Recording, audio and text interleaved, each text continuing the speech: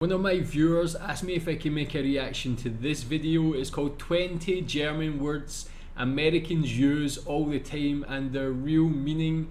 So I thought this would be interesting. Even though I'm not from America, I guess this will maybe mean in English as well. So obviously I'm from the UK and I'm really interested to see if we use any of these words in the UK and yeah, find out a bit more. I know the German language is very interesting.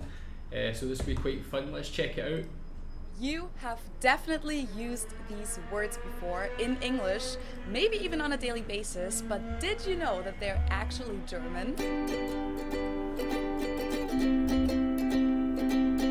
Hello, servus, and welcome back to my YouTube channel. My name is Felicia. I'm originally from Munich, Germany, but I have been living in Cincinnati, Ohio off and on since 2016. So a few weeks ago, I made a video about 20 English words that we use in German, and a lot of them actually have a completely different meaning in German than they do in English. Yeah, tell me more about that. I maybe need to check that video out, but tell me what English words are used in Germany commonly. I know there's one that's to do with like midweek football is known as like an English match or something because it's not so common in German football or something like that. Tell me more about that. Like old-timer, just to give one example, which refers to an old person in English, but to German speakers, an old-timer is a vintage car. Check out the video to find out about the other 19 English words. I think things like that are very interesting. But today I'll talk about the opposite, basically, so about German words that are used in English. There aren't nearly as many German words in English as there are English words in German, but there are actually more than you would think. And a lot of them are words that people use all the time, but they don't really know that it's a German word. And even I wasn't really aware of how many German words are used in English. So for me, it was super surprising every time I first heard someone use one of those words. Like, they're just saying something in English and suddenly I'm like, wait, what? You just spoke German? So for today's video, I made a list of 20 German words that are used in English, and I just picked the ones that are either used a lot or that I just thought were funny or interesting. Actually, I just thought one, Schadenfreude, I think that's one. I don't know what it means, but I think that's in Doppelgänger as well. I think that may be German. That means like someone who looks similar. But before German words, the most known ones. Kindergarten, yeah, of course. My son goes to a kindergarten. It Kindergarten, and it literally means children's garden. And even though the word is used... Yes, of course. I never thought of that before, man. My son goes to kindergarten here in Malaysia. And I know like kinder the candy, Kinder Bueno and stuff. I never knew kinder meant child. Used in a very similar way in the two languages, it's not 100% the same. In Germany, kindergarten isn't part of the school system, but it's more like a daycare.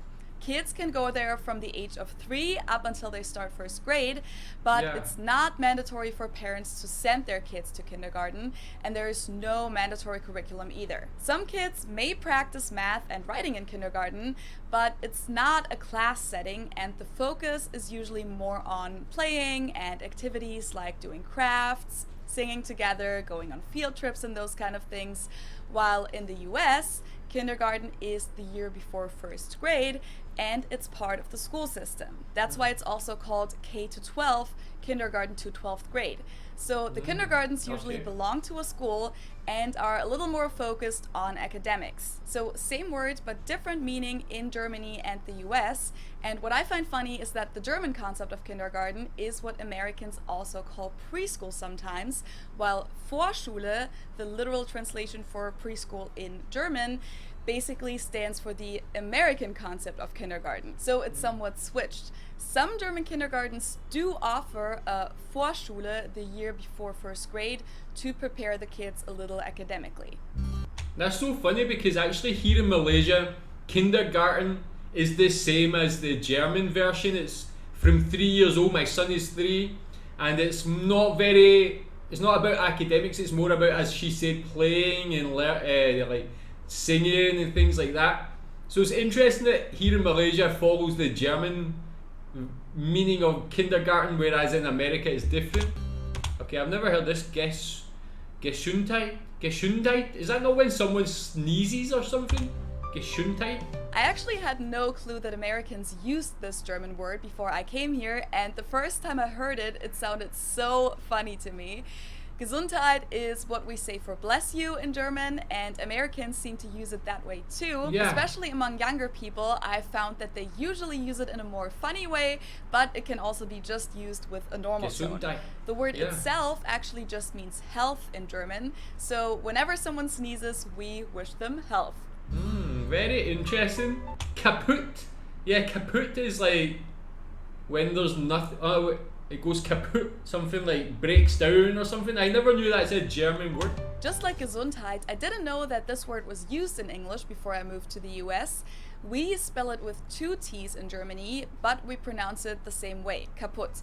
And it basically has the same meaning in both languages. It means broken, damaged, or destroyed, as in my phone is kaputt, Yeah. my handy ist kaputt.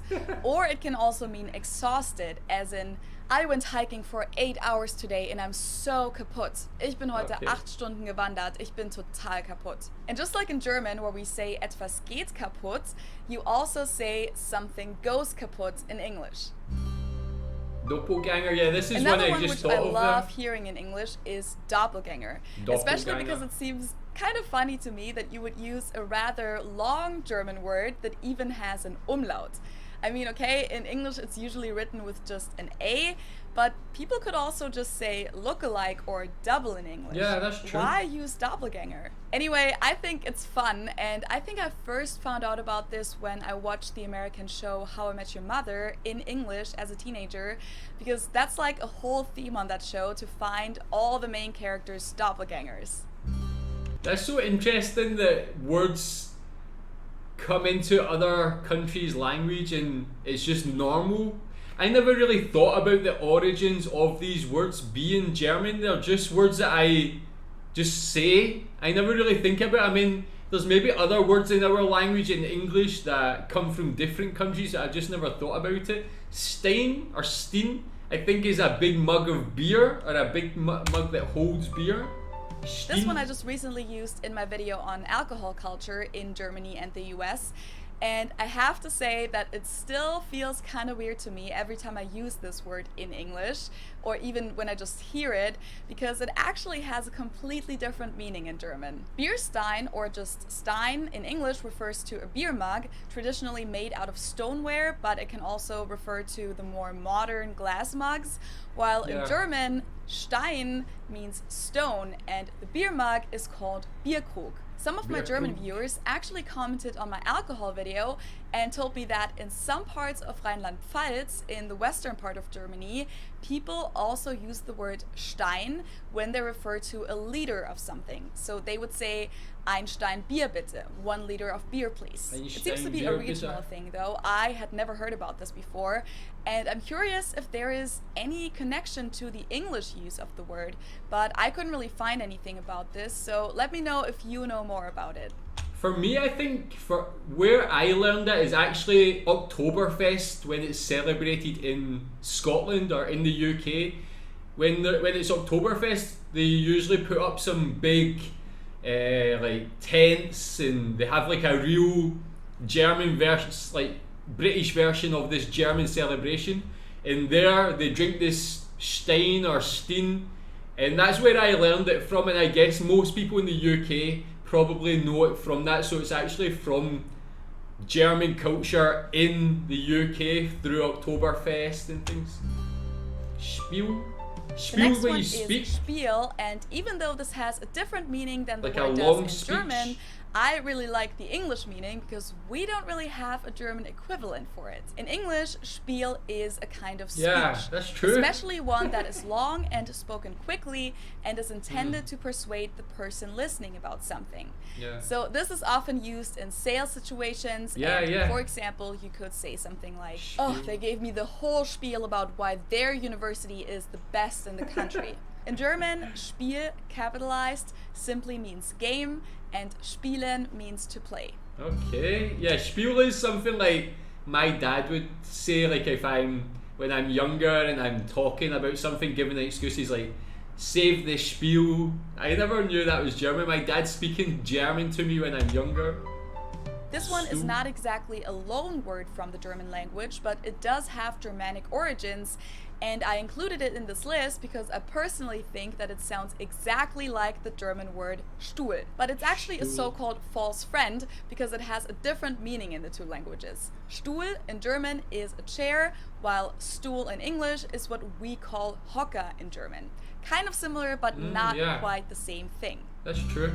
Yeah. Dachshund is a Dachshund. dog, I think. When Americans Dachshund. first used this word with me, I had no clue what they were talking about because I wasn't familiar with the word, and I also couldn't tell that it was supposed to be a German word with the English Dachshund. pronunciation. Yeah, I thought But Dachshund. now I know that Dachshund can be used in German as well, but it's actually more common to call the dogs Dackel in German. Literally, this Dackel. compound word consists of Dachs, badger, and Hund, dog. A badger dog, basically. And this is because the dogs were traditionally supposed to crawl into burrows and look for badgers. Very interesting. Wiener or Wiener. In English, this can also be used Like a to describe sausage? a Dachshund, Wiener dog, but it can also refer to just a Wiener sausage, or it's also often used instead of penis.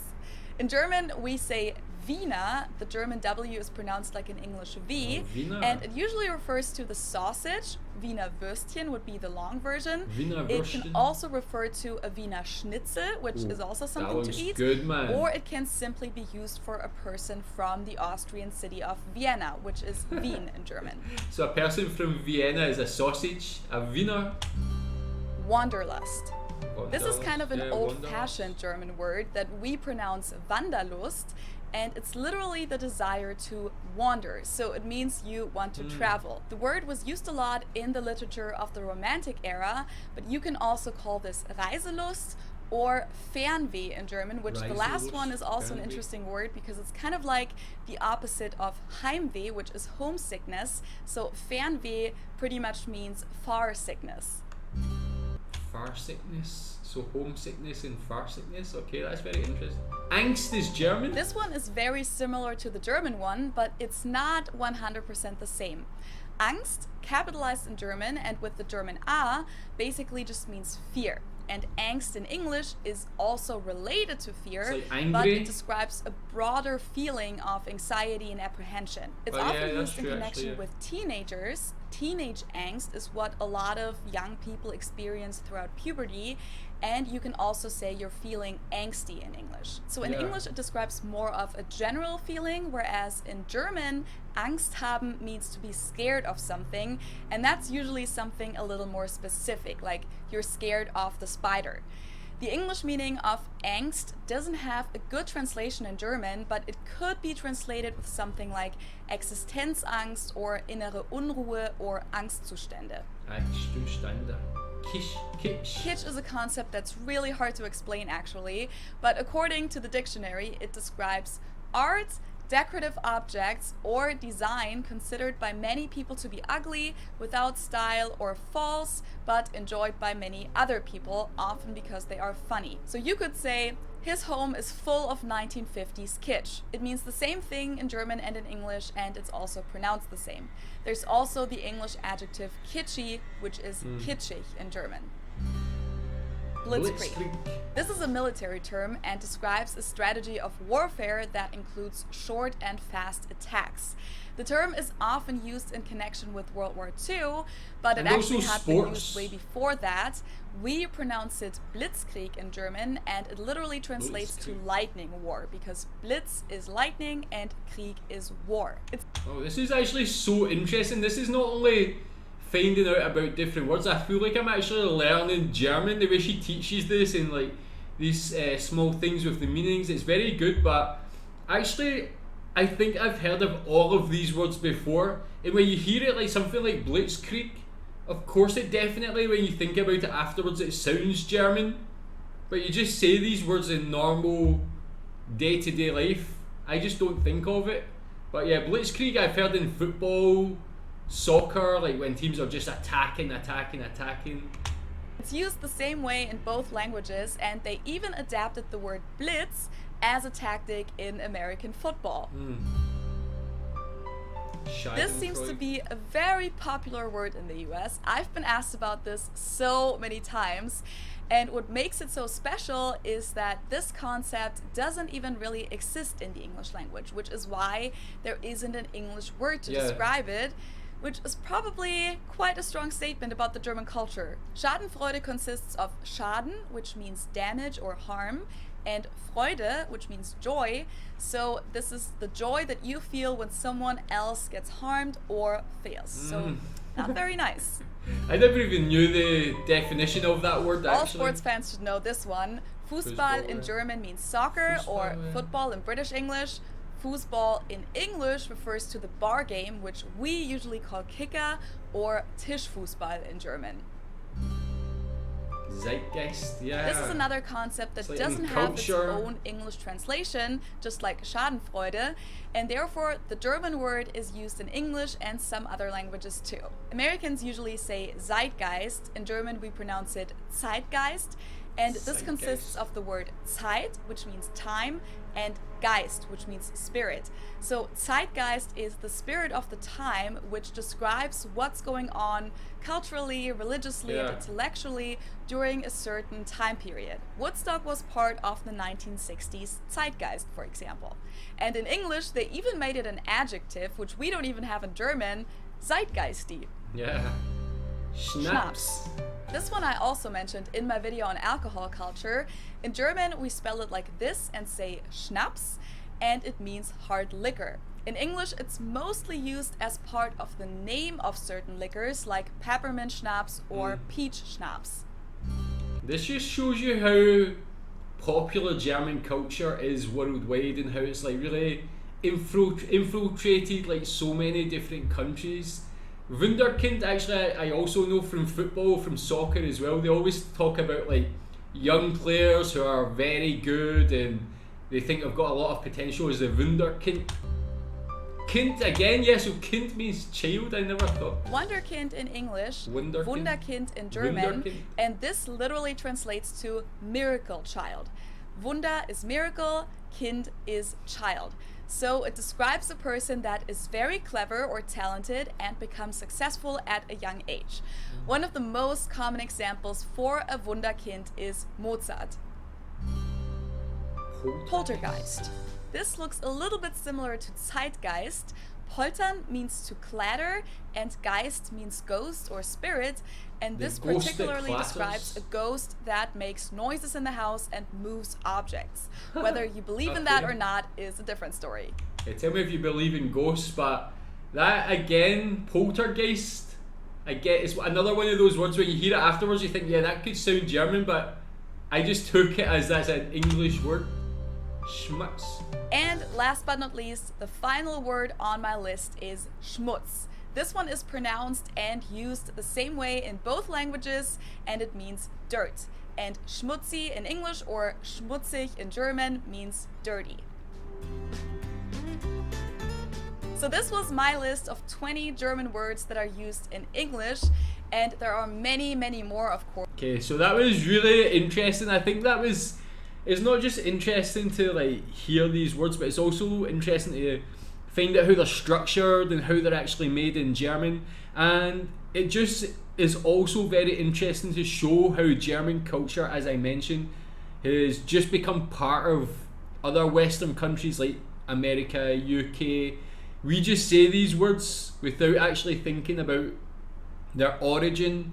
And this actually makes me want to go back and look at English a bit more and try and find out if there's words from different countries as well. So tell me more about that and tell me the English words that are used in Germany as well. I'd be very interested to know. I'll maybe check out that video also. Thanks.